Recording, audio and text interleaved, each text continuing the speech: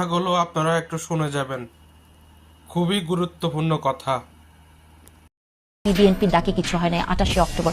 সামান্তারা ভুলে যায় যে এই বিএনপি সেই বিএনপি, যে বিএনপির নেতাকর্মীরা ধান খেতে ঘুমিয়েছে। কিন্তু সামান্তার দলে যারা আছেন তারা কিন্তু এমন একটি দলের ছায়াতলে যে বাংলাদেশের রাজনীতিতে সবসময় ভালো অবস্থানে ছিল।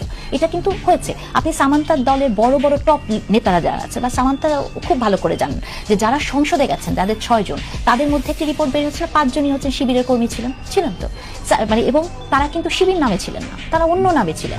সার্জিস আলম অন্য নামে ছিলেন, তারা তো ছিলেন। তো তার মানে হচ্ছে কি, কিন্তু বিএনপির যে মানুষটি ছিলেন সে তো বিএনপি নামেই ছিল। এখন অনেক কিছু সামান্তা বললেন। সামান্তা কি এই কথাটি বলেছেন যে হান্নান মাসুদের জন্য ফেরি মাঝপথে যে ফেরত এসছে, এগুলা কি পরিবর্তনের কোনো জায়গা না? এটা তো পরিবর্তনের জায়গা। হান্নান মাসুদের ওয়াইফ আবার বলেছেন যে আমার হাজবেন্ডকে দেখে স্বপ্রণোদিতভাবে ফেরি ফেরত এসছেন। তাহলে সামান্তারা যখন এই কথাগুলো বলবেন, বড় কথা বলার আগে ছোট জায়গাতে হাত দাও। দেখে জুলাই নিয়ে যে কথাগুলো আমরা বলি, দেখেন কেন এই বিভাজনটা তৈরি হলো, যেটা মুক্তাদির বলছিলেন যে আমরা কেন এখন জাস্ট এই জায়গাটাতে চলে যাচ্ছি যে তুমি করো নাই আমি করেছি, তুমি আমি কেন, মানে এই জায়গাটাও কি ব্যবসার একটি জায়গা না? ধরেন সামান্তাদের দলের অনেকেই আছেন খেজুরের হিসাব চেয়েছেন, তাই না? কিন্তু তারা পরবর্তী কিভাবে হজে গেলেন সেই হিসাবটা তো দিলেন না। হজে যাওয়ার টাকা কোথায় পেলেন? ধরেন এনসিপির একটা অফিস আছে কোথায় যেন, সেটা হ্যাঁ রূপান্তরে, সেটার ভাড়াটা কে দেয়? ওনারা বলবেন ক্রাউড ফান্ডিং। কিন্তু দেখেন এই কথাটাও সব জায়গায় বলি। কারণ আমি আজকে এসে মোস্তফা ভাই আপনাকে 10 কোটি টাকা একটা দিলাম, ক্রাউড ফান্ডিং হিসেবে আপনি দিলেন, আপনার প্রশ্ন করা উচিত না যে এই টাকাটার সোর্স কি?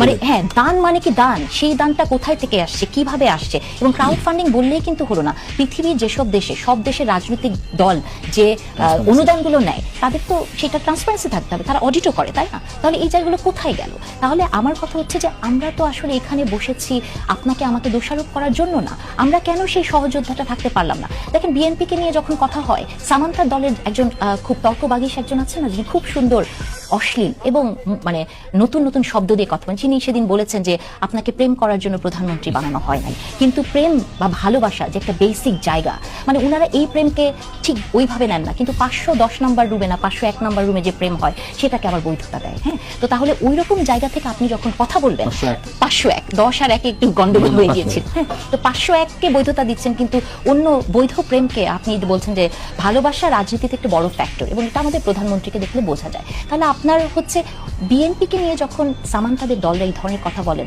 বা যার কথা বলছিলাম যে খুবই বাকপটু, তিনি কিন্তু এটাও বলেছেন যে আপনাকে কিভাবে লন্ডন পাঠিয়ে দেওয়া হয়েছিল বা সেভাবে মানে কথায় কথায় কিন্তু ওনাকে লন্ডনের এই কথাটা বলা হয়, ওনাকে যে ফিজিক্যালি টর্চার হয়েছেন উনি সেটাকে বলেন। এটা কি একটা মানবিক রাষ্ট্র হতে পারে?